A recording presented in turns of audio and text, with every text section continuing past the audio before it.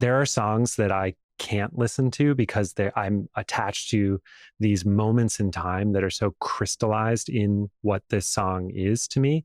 I kind of avoid it like a bad memory, or because I just don't want to like feel that pain again. But then there are other songs that I can listen to and instantly be thrown into this memory of, being on vacation with family, and those family members aren't here anymore, and like you can smell the smells that were in the kitchen, and it's like, whoa.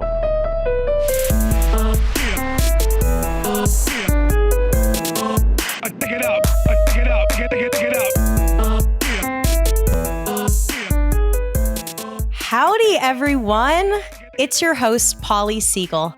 And for anyone who doesn't know me, I'm a licensed clinical social worker, certified addiction specialist, and master level trained mindfulness practitioner.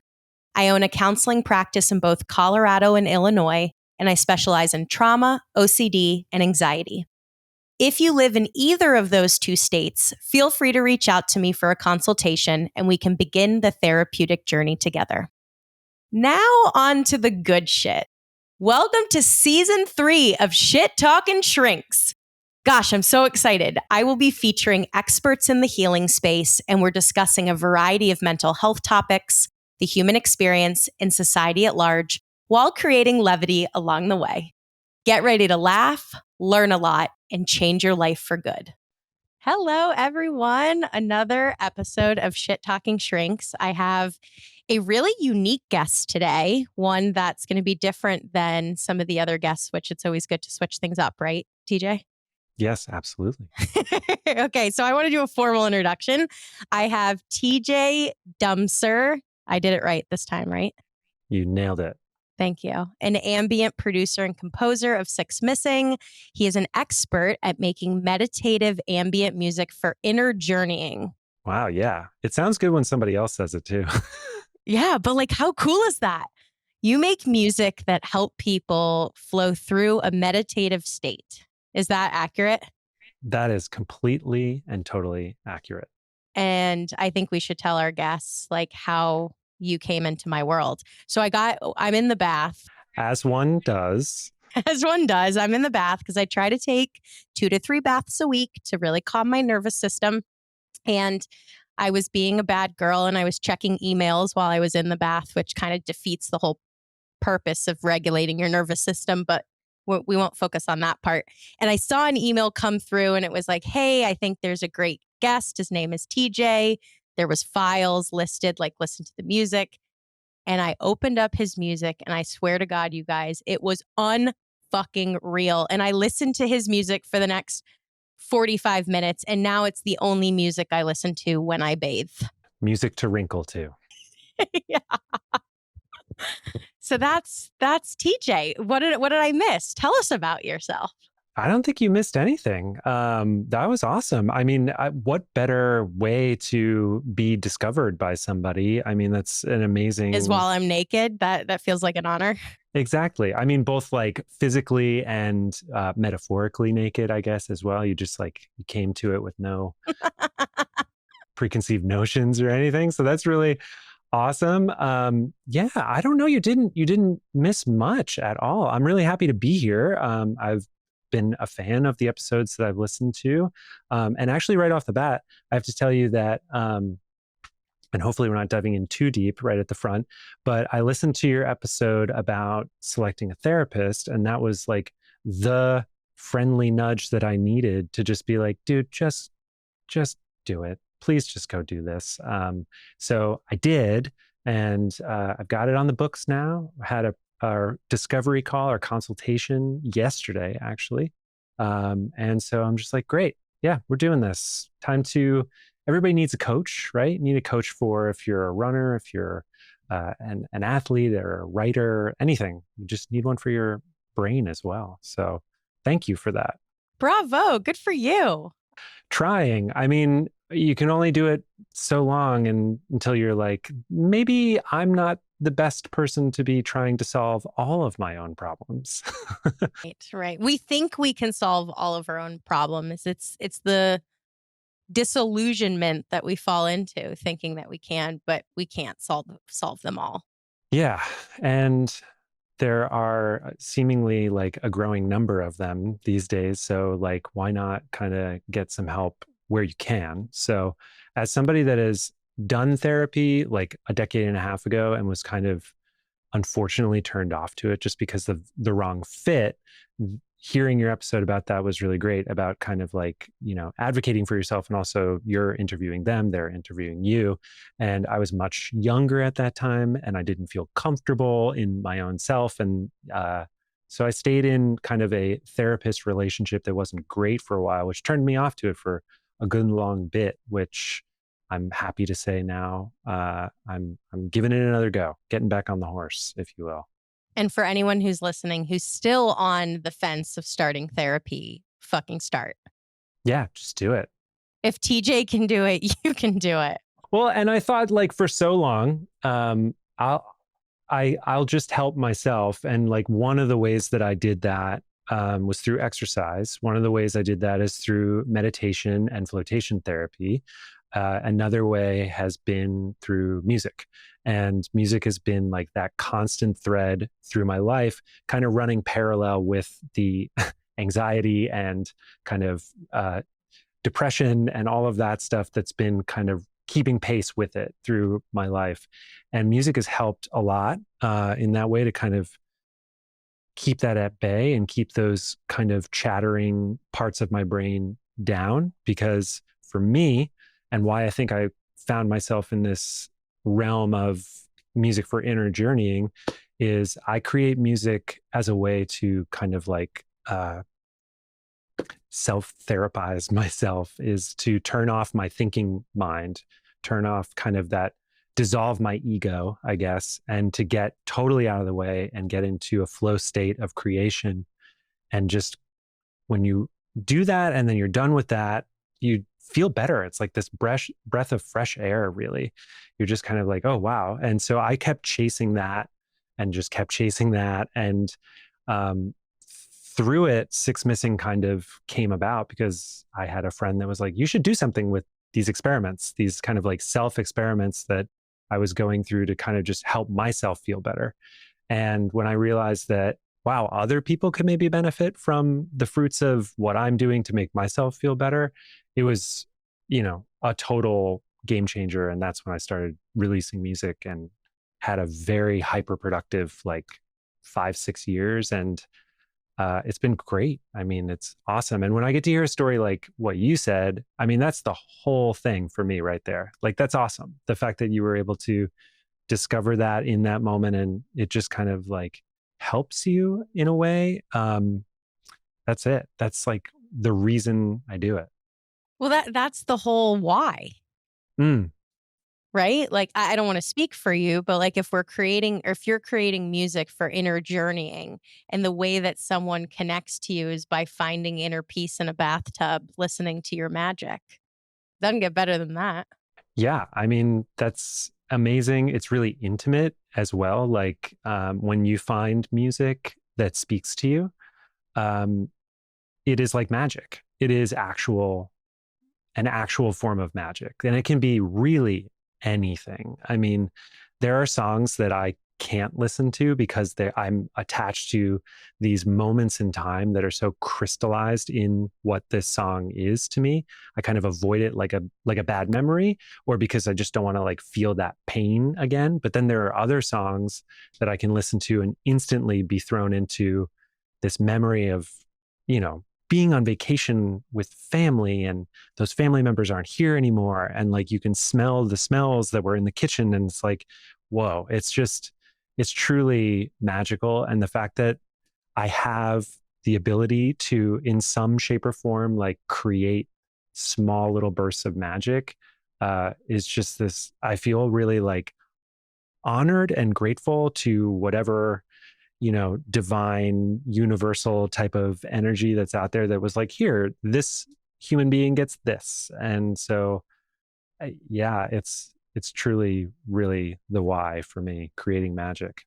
How do you figure out what tones, beats, flow will allow someone to inner journey? Like, how does someone even determine what sounds are going to facilitate that process? I mean, I think the simplistic answer to that before I like kind of get into my process of it is like there's so much out there. And I think it's almost like drinking wine, like, or knowing about wine. Like, you don't have to know a lot about wine. You just have to know if you like it or don't. I've heard someone say. And I think that that's the exact, which is funny because I'm 9 years sober. So it's like I don't drink anything anymore. But the thing uh, is the same is true for music. I mean, there could be music that is like hyper metal that does that for you, like, death metal or something like that, that brings you into the moment where you're just so absorbed by what you're listening to that you kind of have that moment of like, whoa, oh, how long was I listening to that? Like, or that moment when you're trying to fall asleep, and then you kind of wake up and you realize, oh, how long have I been asleep for?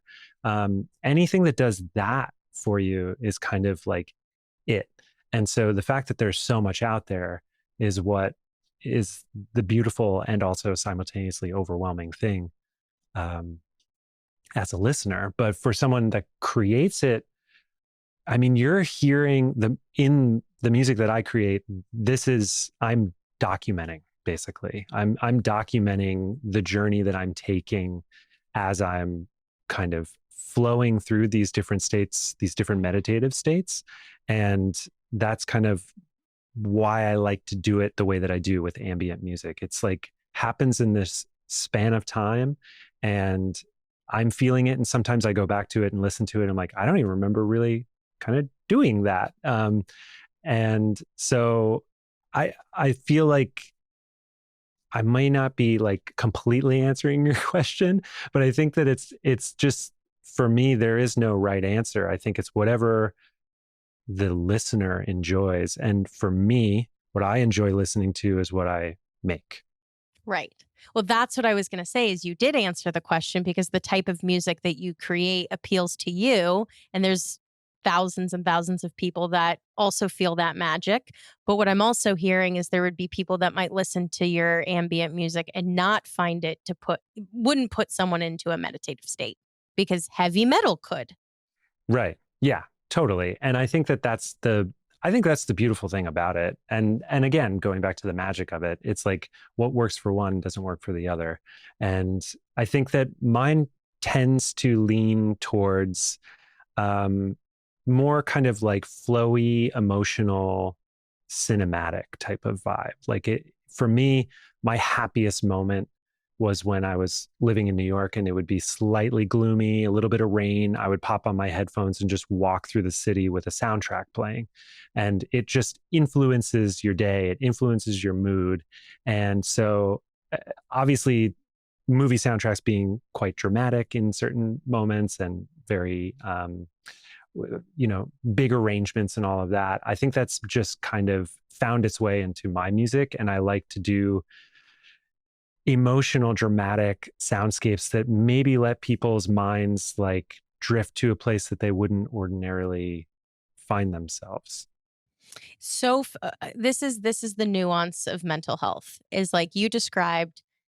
It's raining. It's gloomy. That's my worst fucking nightmare. Like when you described that, like my body was like, I don't want to be walking in the rain. But for you, it was meditative, Yeah. right? It was grounding in some way. Whereas for me, if the sun is beating on my face, I'm so happy. So we are complete and polar opposites on that.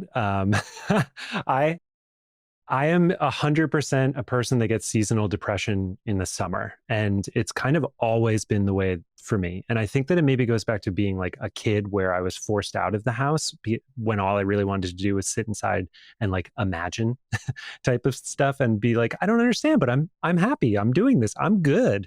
Like, why do I have to go outside? So like a dark, gloomy day always made me feel so comfortable because I wouldn't be bothered about that. It's like, well, of course you're going to stay inside. Like, so for me now as an adult, a dark, gloomy day is like where I'm most creative. It's where I'm most comfortable. It's where I feel most at home. Um, but what you're talking about, the nuance of mental health and what works for me and trying to find people, I think that that is exactly kind of like the um, the double-edged sword of social media and how you can kind of find your tribe in that way. And that's been the positive side for me, which has been I put my music out there on the internet and I just kind of was like, let's see what happens. Let's just do this for fun. I was not expecting anything from it. And slowly you start to find your people. People find you on Instagram, people find you online. And that is the positive part about it because you're finding people that are really into the same thing that you are, like finding your tribe, getting your kind of, you know, network, I guess. But on the flip side of it, it could impact your mental health as it so often does for me in a negative way, which is just like onslaught, overwhelming, like constantly on. And it's like, I feel like that's what we're all dealing with these days is finding that balance of it, if it exists at all. I want to take a quick pause to talk about our sponsor, a company called BetterHelp. It's an online therapy platform where all the therapists are licensed and accredited professionals. It's affordable. You pay a low flat fee for therapy with your therapist, and it's convenient. Do it at your own time and at your own pace, and you can communicate with your therapist as much as you want and whenever you feel is needed. And more importantly, it's effective. Thousands of people have benefited from therapy using BetterHelp, and we're really grateful to offer all of our listeners 10% off your first month. So if you're interested in receiving therapy ASAP, click the link in our show notes and you can get started. And you get to save money. What's coming up for me in an intense way is a question or an offering to our listeners that really slowing down and thinking about what kind of music, maybe not genre of music, but certain tones or beats, maybe lyrics, what allows you to feel most grounded? Because that's a hard question to answer, right? If you had asked, if I hadn't listened to your music, now that I'm a huge fan, I would have, I don't know if I would have been able to answer that question. Like, what type of music gets me into my body? What type of music makes me feel still? What kind of music makes me feel safe? What music allows me to experience the here and now in a way that keeps me anchored? That's really what you and I are getting at. And the answer is it's so individualized. What works for me is different than what works for someone else. Yes, like 100% correct. And I think that, you know, again, that's like the magic of this whole thing is that you get to sample these things and see. And I think that ambient music in general comes along with this maybe like subtext of being like, well, I've been at a spa. I've heard ambient music before, which oftentimes is like this, CD of, you know, instrumental music playing versions of like Penny Lane with like penny flutes and weird things like that. And you're like, well, I don't know that I really like that. So for me, when I've talked to friends that aren't like in the ambient creation world, it was surprising to me to hear that they were kind of like, well, what do you do with it? Like, my parents in general, like my dad, who's a fan of like the Beatles and Bruce Springsteen, he's like kind of like, well, there are no lyrics, there are no words. Like, what do I do with this? And I'm like, anything you want. Like, you can use it behind doing the dishes, while you're out for a walk, while you're meditating, while you're taking a bath. Like, it's kind of just like this companion. It's almost like a white noise machine when you're trying to fall asleep to kind of just quiet those thoughts, quiet that chattering brain that is going from the day's kind of to-do list. It's this thing to kind of just pull you into your body, distract you from that, or just rather kind of realign your focus into maybe more beneficial ways of being. And oftentimes my music is good for when people are kind of doing breath work or are sitting and meditating, doing yoga, or like I said, out for a walk just around the neighborhood, walking your dog, walking with your kid, doing anything really. It's just kind of there to be your companion. What is the definition of ambient music? Oh, wow. Way to put me on the spot of not knowing my own genre. Sheesh. I think that there are a lot of different ways to describe ambient music, but one of the ways that I've described it is sort of like an ice sculpture. you're watching the art of it is kind of watching the piece come together. You're there with the creator, the person who's sculpting. You're enjoying the journey that they're going on of seeing this block of ice, but within it, in their mind, they see where they want to go with it. They're following kind of the lead of the blade, I guess. And for me, I start most compositions with minimal, elements, and it grows. And so ambient music for me is like an ice sculpture. You get to enjoy the journey and the process of it, and then it melts away and it fades away, and that's kind of it. There are many different definitions. The one of which like is Brian Eno, kind of the one of the kind of originators of the genre, is he talks about it as being kind of like a painting or a picture in a room at a party. It's just kind of there. And if you choose to tune into it, if you choose to look at it, it'll bring you in closer. And then you can identify and appreciate the details. You can see the brush strokes. You can see if it's pointillism or something like that, you can see what the artist did. And then you can pull back out and it's still there. And like you can kind of continue on. And I think that is a very fine definition that I've adopted as well. And that's kind of the beauty of ambient music, is it's not trying to tell you to do anything. It's just there. Yeah, I think that was my experience with your music in the bath, is that it didn't. I'm processing what you're saying here. Anyone on YouTube is going to see my brain being like, "What?" Yeah, is I felt that I was with the music and then not with the music, and then with it and not with it. And it ebbed and flowed between being pulled into the painting and then the painting was irrelevant. And then I get pulled back into it and it was very meaningful, and there was novelty to it, and it had an emotional impact. And then within a nanosecond, it's like the music didn't matter anymore.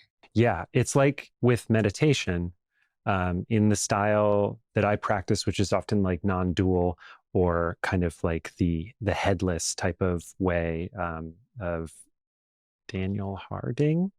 I don't know. Maybe we'll let YouTubers completely destroy me and correct me on that. Dennis Harding. Anyways, pause for Googling.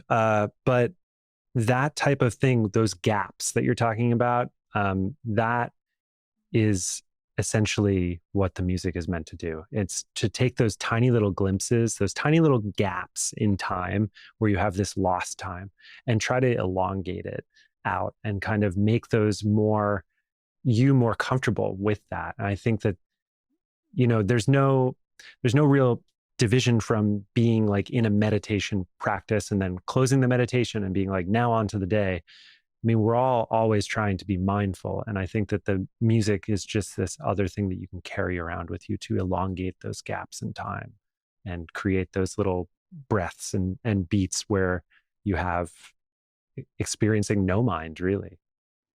Whoa. Yeah. Whoa. It can go deep, I guess. Yeah. I think everyone is probably lost by now, but we're not. You and I are in it. I'm feeling it. I'll reel it back in a little bit. We'll go a little more 101. No, I'm just being playful. No, but I think that is what the music is. Exactly what you're describing. Well, that's like, honestly, that's how serious it is for me to be a musician. And that's how serious it is for me to create music, because I really do think that music is medicine. And in a way, you can help kind of administer this medicine in a sense, like help people help themselves, which is not to say it's a complete replacement of any sort of professional help that people may need, but it's certainly an aid. And I think it's a very accessible aid. And that's why it's like, for me, music is my life. And it is the thing that I really feel like I am meant to do. And it's not just this kind of like smash grab for money on streaming platforms or anything like this. It's like, I would be doing this whether or not anyone was listening to it. Which really shows the authenticity of it for you. Because you're doing it, it doesn't matter if anyone's watching. True. And I hope people are watching or listening or bathing to it. I can tell you're going to have a spike in bathers listening to your music. That's a fantastic demo that I've been after for a while. So getting that market is going to be fantastic. We'll do a line of Six Missing Soap. We'll we'll do. As long as I can like be in my bathtub, taking pictures of it for you, I'll have like nipple tape on so it's not weird. I love it. Tag me in all of those bath photos. That would be great. You won't be creeped out at all. Yeah, no, not at all. The internet is a weird place.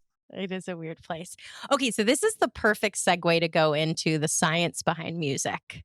Yeah, well, now this is the point where I'm like, yep, sure. Take it away, Polly. Well, I think music has been historically used. I mean, think about how many cultures and societies have used music as part of their cultural practice and also just part of healing and connectedness with community. Like, music is so part of all of, I don't know how to say it correctly, but it's just part of our ability to thrive.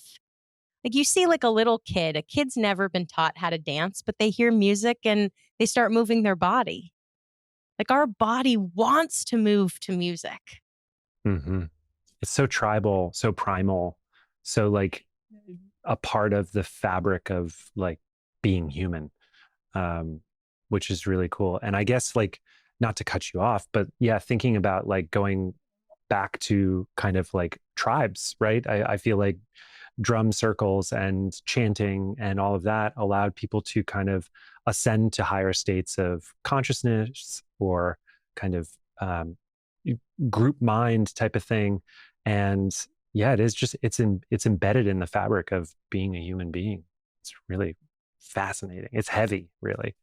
Well, and we don't, it's not like humans have probably, well, researchers have looked into it. Why has it been woven into the fabric of our existence? And there's really science behind it that it helps structurally to change the brain, like in a positive way. Now, and I'm not an expert on music and the brain, let me just say that, but I did do some research to kind of look into it preparing for this topic. And so I just want to read out loud to our listeners what research has confirmed. Okay, here it is. Research has confirmed that music reduces stress because it acts on the autonomic nervous system. That music, depending on the music, it can activate the parasympathetic response, which is the part of the nervous system that helps us calm down, rest and digest. Like, it helps us get anchored. Okay, so this is like not just like, oh, I love my favorite song. Like, this is actually helping your system to regulate, which is pretty amazing. Second thing is that music can improve memory. Wow. Like, it's where our memories are stored. I believe it's the hippocampus is where memories are stored. And it's actually acting in that region of the brain to help strengthen the ability of the hippocampus so that memories can be stored more easily. Wow. Have you ever done that? Have you ever like listened to a song that you haven't heard in like 20 years, but you're like, I remember the words. You're like, wait, what? How did I do that? Yeah. You remember that song in that movie? It was like, Scotty doesn't know that Fiona and me do it in my bed every Sunday. You remember from that movie? Scotty doesn't know. Scotty doesn't know.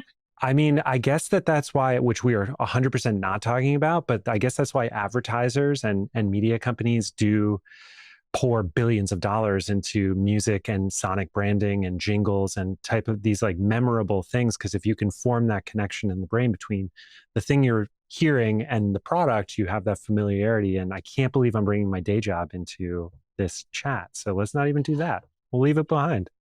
But it's more proof of why people use music and find it so valuable, right? Because the brain is changing when it's internalizing whatever the sounds are. Okay, get this, TJ. Music can improve pain management, Oh, wow. like pain receptors in the brain. Damn. That's like, that's a big one. That's a huge one because that's like, Well, think about how many people are in chronic pain. yeah, Millions of Americans are in chronic pain. right.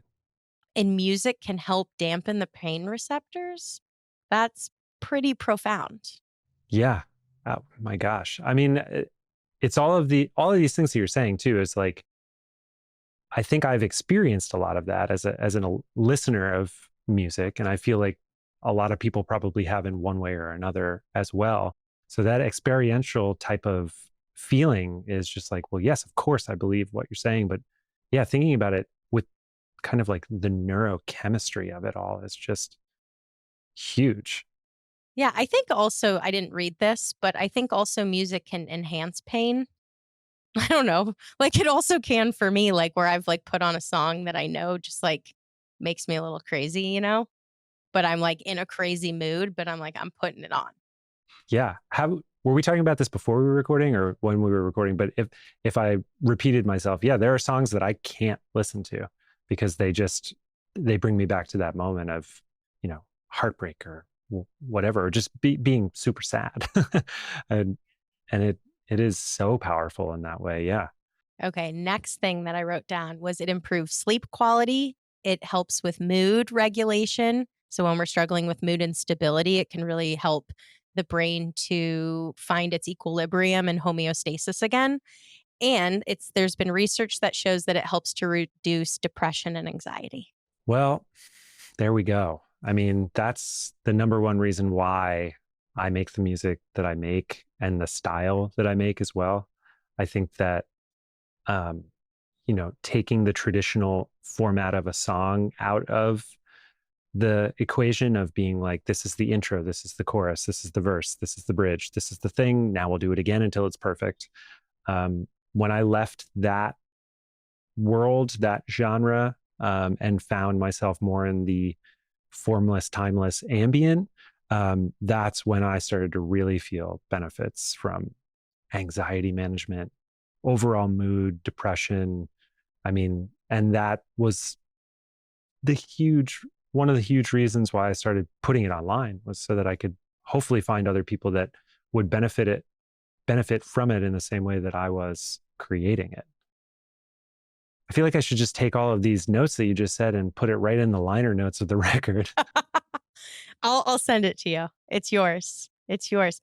Okay, so this has been burning inside of me. It's not even on topic to what we're talking about, but I feel called to ask it. Is there any ambient music that's created for like solo pleasure, like masturbation playlists where that's I'm asking for a friend. Right. I mean, I think you've probably identified a huge niche that, like, if you're musical in any way, like, kind of gold rush mentality this and just go for it, because I don't think so. He says with a heavy question mark. I'm not sure. I mean, I don't know that I've ever Googled that before, like those terms strung together. So out of, yeah, I don't know. Probably. But do you think there's a need? Like, imagine, I mean, I'm sure guys don't listen to music when they jerk off, but like, I think this might be, maybe they do. I don't know.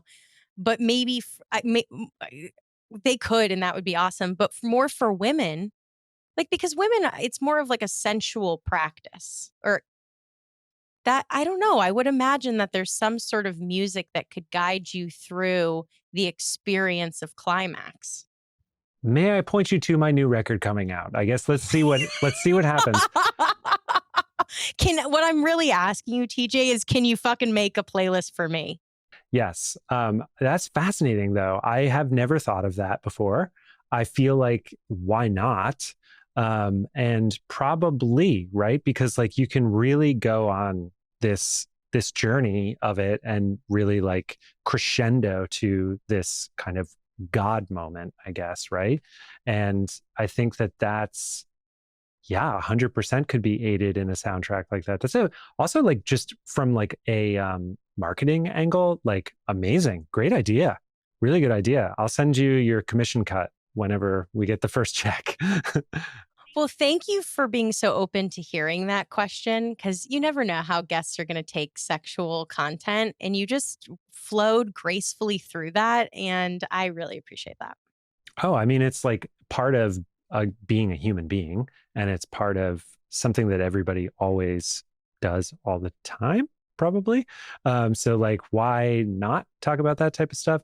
I think, like, the not to try to make it so much about the music again, but like anything that makes you feel safe is going to help you in that world, in that realm as well.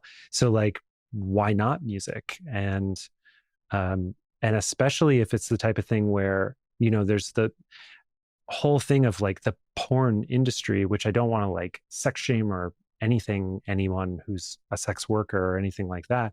But like there's a lot of connotations that come along with that, and a lot of usually negative things that are often maybe visually very apparent, and also maybe psychologically as well, which again, I can't speak to because I don't want to get into anybody's head here, but like that being such like a visual aid, if you're removing that whole thing for your own reasons, like then why not interject something else, which would be doing kind of the same thing of kind of bringing you into the moment, bringing you into focus, and again, kind of dissolving the ego, getting out of your mind and quieting your thoughts and just kind of being in your body. So not only are you going to make a personal soundtrack for me, but then you're going to be the top ambient composer for the porn industry. Right. Cool. And we've just 100% made sure that my mother will not be listening to this episode. Hi, Mom. Hi, Mom, and hi, Dad. And on that note, I'm really hoping that one, we talked about the benefits, the science behind music, but also a lot of people don't know about the ambient genre. Mhm. For all of the listeners, I want them to have access to your music, which will be in the show notes, and really using it as an inner journeying opportunity to see if it can enhance one, your meditative practice, your mental health, like anything that's going to help you be more grounded and safe in your body. And any last words before we sign off? No, thank you so much for having me on. I mean, I've been a fan of listening to the episodes, so it meant a lot to me to hear that you were into this, and that anybody that is looking for the music, yeah, please find me. Please reach out. Please say hello. And if you're bathing with it, enjoy it. And remember to be safe and careful in the bathtub. It's slippery. We'll catch everyone later.